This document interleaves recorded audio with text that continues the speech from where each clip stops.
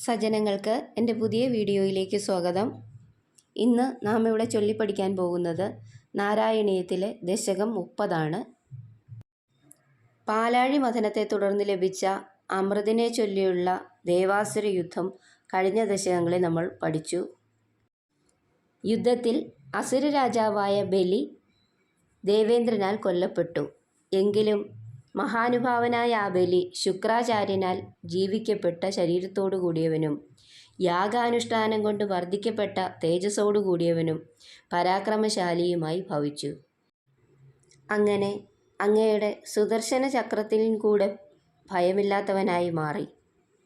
ദേവന്മാരെല്ലാവരും പേടിച്ച് ഒളിക്കാൻ തുടങ്ങി. 3 ലോകങ്ങളെയും അങ്ങനെ ബലി തൻ്റെ അധീനത്തിലാക്കി. ഇതാണ് ശ്ലോകം 1 അർത്ഥം. ഇതിനെ തുടർന്ന് ദേവമാതാവായ അദിതി ദേവി സ്വപുത്രന്മാരുടെ ദുഃഖത്തെ കണ്ട് സങ്കടത്തോടു കൂടിയവളായിട്ട് തൻ്റെ ഭർത്താവായ ആ കാശ്യപ പ്രജാപതിയെ ശരണം പ്രാപിച്ചു. അവൾ അദ്ദേഹത്താൽ ഉപദേശിക്കപ്പെട്ടു. പയോവ്രതം എന്ന വിശിഷ്ടമായ ഭഗവാന്റെ വ്രതത്തെ ഭഗവാനിൽ നിറഞ്ഞ ഭക്തിയോടു കൂടിയവളായി 12 ദിവസങ്ങൾ മുഴുവനും ആചരിച്ചു. ഇതാണ് ശ്ലോകം 2 അർത്ഥം. പയോവ്രതത്തിൻ്റെ അവസാനത്തിൽ അങ്ങയിൽ ലയിച്ചിരിക്കുന്ന മനസ്സോടുകൂടിയ അദിതി ദേവിക്ക് ശ്യാമള നിറത്തോടു കൂടിയവനും 4 തൃക്കൈകളോടു കൂടിയ ശരീരത്തോടു കൂടിയവനുമായ ഭഗവാൻ സ്വയമേവ പ്രത്യക്ഷനായി. തിരുമുമ്പിൽ നമസ്കരിച്ചുകൊണ്ട് നിൽക്കുന്ന അവളോട് ഭവതിയുടെ പുത്രനായി ഞാൻ അവതരിക്കുന്നതാണ്, എൻ്റെ ദർശനം പരമരഹസ്യമായി വെച്ചുകൊള്ളണം എന്നിങ്ങനെ അരുളി ചെയ്ത ശേഷം ഭഗവാൻ അവിടെ നിന്നു മറഞ്ഞു. ഇതാണ് ശ്ലോകം 3 അർത്ഥം. അപ്പോൾ ഭഗവാൻ കാശ്യപൻ്റെ തപസ്സിൽ സന്നിധാനം ചെയ്ത് അദിതിയുടെ ഗർഭത്തെ പ്രാപിച്ച് ബ്രഹ്മദേവനാൽ സ്തുതിക്കപ്പെട്ടവനായി ഭവിച്ചു. ആ അദിതിയും സ്പഷ്ടമായ വൈഷ്ണവ തേജസ്സാർന്ന ദിവ്യരൂപത്തോടു കൂടിയ ഭഗവാനെ ശ്രവണ ദ്വാദശി എന്ന പുണ്യ ദിവസത്തിൽ പ്രസവിച്ചു.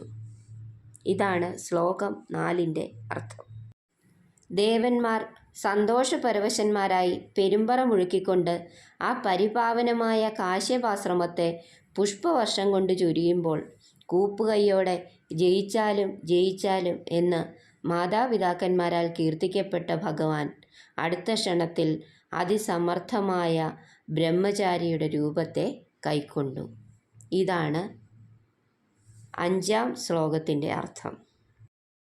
ഐശ്വര്യപരിപൂർണനായ ദേവ, ആ സമയം കശ്യപ പ്രജാപതി മുതലായവരാൽ ഉപനയനം കഴിച്ച് മേഖല, ദണ്ഡം, കൃഷ്ണാജിനം, രുദ്രാക്ഷം മുതലായവയാൽ പൂജിക്കപ്പെട്ട് തേജസ് കൊണ്ട് ഉജ്ജ്വലിക്കുന്ന ശരീരത്തോടു കൂടിയ ഭഗവാൻ അഗ്നികാര്യമനുഷ്ഠിച്ച് അശ്വമേധയാഗം നടന്നുകൊണ്ടിരിക്കുന്ന ബലി ചക്രവർത്തിയുടെ ഗൃഹത്തിലേക്ക് പുറപ്പെട്ടു. ഇതാണ് 6 ശ്ലോകത്തിൻ്റെ അർത്ഥം. ഇപ്പോൾ ഞാൻ പറഞ്ഞുകൊണ്ടിരിക്കുന്നത് ആരുടെ കാര്യമാണെന്ന് എല്ലാവർക്കും മനസ്സിലായോ? സാക്ഷാൽ മഹാബലി ചക്രവർത്തിയും അതുപോലെ തന്നെ മഹാബലി ചക്രവർത്തിയെ പാതാളത്തിലേക്ക് താഴ്ത്തിയ വാമനാവതാരവുമാണ്.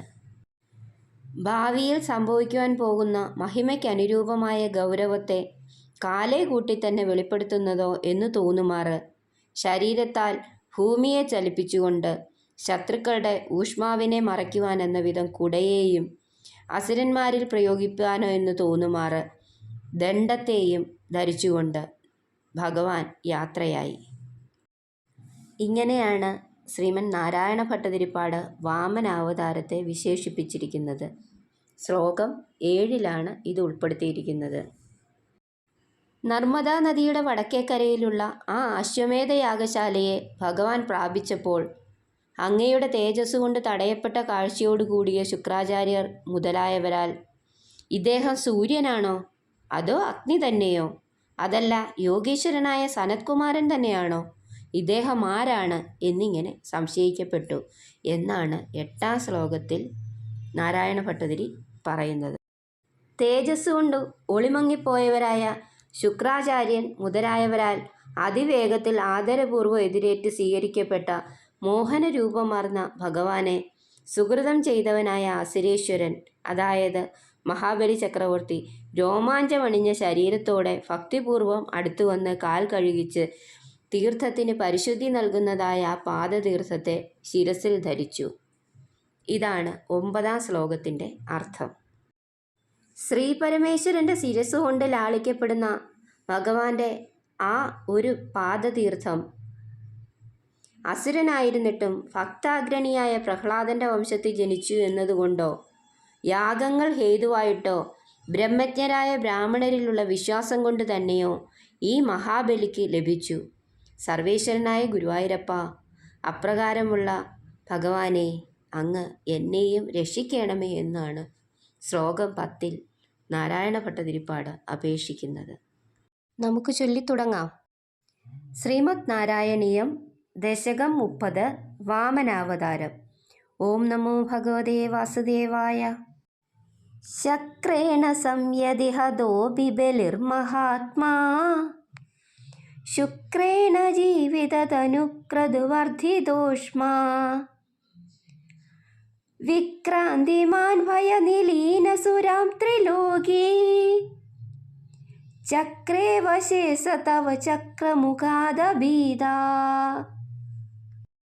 പുത്രാർത്തിദർശനവശാദതിർവിഷണ്ണാ തം കാശ്യപം നിജപതിം ശരണം പ്രപന്നാ ത്വത്പൂജനം തദുദിതം ഹി പയോവ്രതാഖ്യാം സാ ദ്വാദശാഹമചരത്വയി ഭക്തിപൂർണാ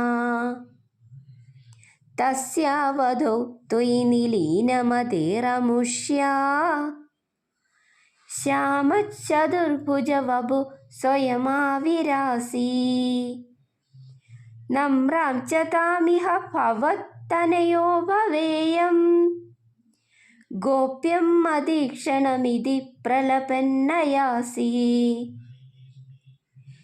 ത്വം കാശ്യപേ തപസി സന്നിധദത്തദാനീ പ്രാപ്തോസി ഗർഭം അദിതേ പ്രണുതോ വിധാത്രാ പ്രാസൂത ച പ്രകട വൈഷ്ണവ ദിവ്യരൂപം സാ ദ്വാദശി ശ്രവണ പുണ്യദിനേ ഭവന്തം. നാരായണ നാരായണ നാരായണ നാരായണ നാരായണ നാരായണ നാരായണ സത്യനാരായണ നാരായണ നാരായണ.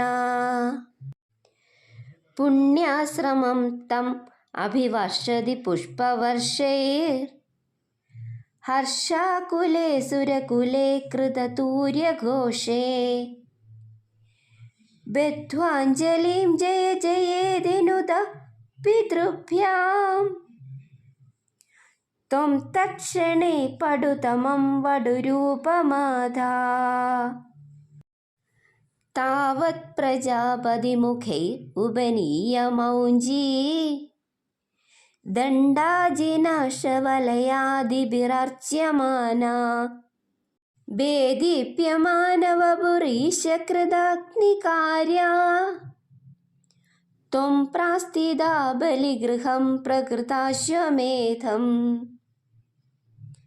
ഗാത്രേണ ഭാവി മഹിമോജിതഗൗരവം പ്രാക് വ്യാവൃണ്വദേവ ധരണീം ചലയന്നയാസി ഛത്രം പരോഷ്മതിരണാർത്ഥമിവാദധാനോ ദണ്ഡം ച ദാനവജനേ ശിവസന്നിധാതും താം നർമ്മദോത്തരതടേ ഹയമേധശാലാ ആസേദുഷി രുചാ തവ രുദ്ധനേത്രൈ ഭാസ്വാൻ കിമേഷ ദഹനോനു സനത്കുമാരോ യോഗീനു കോയമിതി ശുക്രമുഖൈ ശശങ്കേ ആനീതമാശു ഭൃഗുഭിർ മഹസാഭിഭൂതേ ത്വാം രമ്യരൂപമസുര പുളകാവൃതാംഗാ ഭക്ത്യാ സമേത്യ സുകൃതി പരിണിച്യ പാദൗ തത്തോയമന്വധൃതമൂർധനി തീർത്ഥതീർത്ഥം പ്രഹ്ലാദവംശജതയാ ക്രതുഭിർദ്വിജേഷു വിശ്വാസതോനു തദിദം ദിദിജോബിലേവേ യത്തെ പദാംബുഗിരിശസ്യ ശിരോഭിലാള്യം സത്വം വിഭോ ഗുരുപുരാലയ പാലയേതാ. ശ്രീ ഹരിയേ നമ. ശ്രീ ഗുരുവായൂരപ്പ ശരണം. ഒരു കാര്യം പ്രത്യേകം പറയട്ടെ, ഞാൻ ചെയ്യുന്ന വീഡിയോ ഒന്നും ആർക്കും ഇഷ്ടപ്പെടുന്നില്ലേ? അതുകൊണ്ടാണ് ഒരു ലൈക്കും കമൻറ്റും ഒന്നും ഇടാത്തത്. വീഡിയോ ഇഷ്ടമായ ലൈക്ക് ചെയ്യാൻ മറക്കരുതേ. അടുത്ത വീഡിയോ ഉടനെ തന്നെ അപ്ലോഡ് ചെയ്യുന്നതായിരിക്കും. പെട്ടെന്ന് കിട്ടാൻ സബ്സ്ക്രൈബ് ചെയ്യാനും മറക്കരുത്.